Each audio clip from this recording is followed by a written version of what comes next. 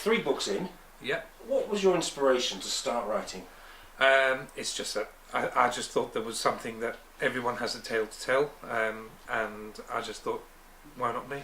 So I wrote my first book, inspired by my inspirations to do whatever I could in life, and also through my work. I see a lot of people that are nearing the end of their lives and stuff, and they haven't achieved or haven't progressed to getting to where they aspired to, and the book was basically aimed at making sure that people achieve whatever they could to the best of their ability, and never be restrained by what their circumstances were. So that inspired me to my first book. Second book was inspired through my disgust and phobia of cockroaches, and my third one was inspired by the fact that I don't like dentists. So it was the tooth. Yes, the tooth and nothing but the tooth. So what's your writing process? Is it, do you write every day? Do you have a special room? How do you go about it? I basically sit and watch telly with a pad. So I'll sit down and write ideas, sometimes go onto the computer. Most of it is done traditionally through a writing pad and a good old pencil or pen. Basically write my ideas down, develop it. Once it's got to a stage where I think it's not so embarrassing I can show someone, I'll show Julie, my wife.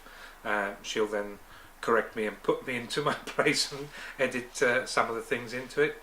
And basically develop from there. They're mainly fun and just something to leave behind the day I take off this mortal coil. So it's just a little bit of a... So the first book, which year was that published? That was published, I think it was 3 years ago. Yeah.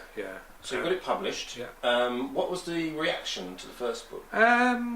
My reaction... Well, your reaction and other people who read the book? I think my reaction was embarrassment at the beginning, because it's just this thing. I'm a nurse, quite a senior nurse, so that was my lot, really. I'm keeping to my profession, succeeding in it, that's absolutely fine. However, writing a book was just something very, very different. I've written lots of articles and won prizes and whatever else, nationally and locally and whatever else.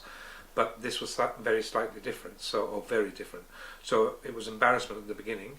The reaction from people was surprise. Some people thought, "Oh yeah, I could see this coming," and a lot of support from people. People that had read it, they, rightly or wrongly, they gave me a lot of inspiration to write another one and take away that embarrassment and that challenge of challenging yourself into doing something slightly different. So. Been good. So 3 down, and you can't stop. You've got another one coming out. I've got another one coming out. I need to finish that one. It's a little bit different. I like to write something different every time. My attention span is probably very, very small, and therefore I like to write something different every time, so that the stories are different. There are interconnections with other stories, but it's a very, very slight connection rather than something that you write about and you just can continue to write about. I just want to challenge myself and give people who read the books a little bit more of a difference. You mentioned your wife is an advisor, an editor, and a sub. Yeah. But do you meet other writers at all, or do you just give a little bit of a pop? There's a lot. I only do the writing as fun and part of my being. Ideally, I think I should have been a hippie. I love my music, I love to write, I love to paint, but I have a profession.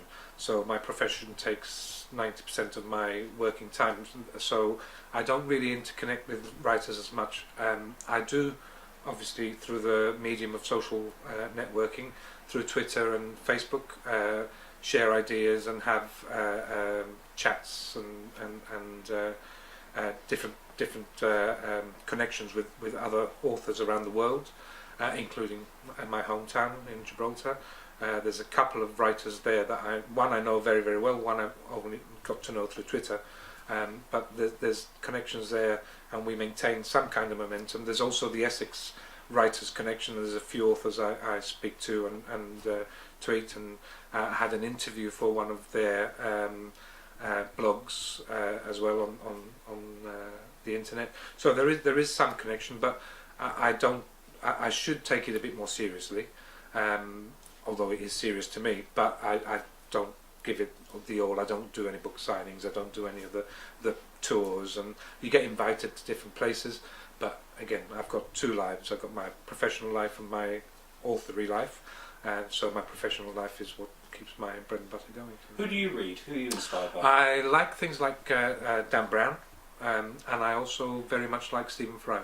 I know he's a well-known comedian, but his books are absolutely excellent, and those are two that I really enjoy reading. So, do you find, you mentioned just Dan Brown, and as an aside, do you find that, you know, one of the most popular writers in the world, that you find it very difficult to find somebody who said, I really like his books? Is that some sort of inverted snobbery? I think there's inverted snobbery, and I also think that the themes are quite complex, although it's quite a simple idea. And I think there's a little bit of I should have thought of that scenario with people, but I think his books are very good. They have a little bit of a cliffhanger to them. Some things are very obvious from the beginning. Some things you think, wow, I didn't see that coming, and I think he's quite a good writer. I like his style. So for people around Harlow who all say, I've got a book in me, what's your advice to people who actually genuinely feel that but may be a little bit unsure of what to do next? I think I would say just go for it. What's the worst that can happen? Someone can give you a bad review. That's fine. It's not going to kill you. You'll learn from it. And I think if you've got one book, you've got more than one book in you. The first book is full of potential problems, but once you've done that and you get to know your writing style and develop your writing style, the rest is hopefully will be a good roller coaster ride with lots of highs, some lows. When you get a bad review, you just think, all right, yeah. When you read them and then you look at your books, you think, yeah, they're probably right. But you have to learn from these things, and as I said, if you're not a professional author like I'm not, just go for it and give it your best, and I'm sure that it'll turn out all right. If it's not, what's that quote they say? It'll be all right at the end. If it's not all right, it's not the end. So go for it. Ram, thank you very much. Thank you.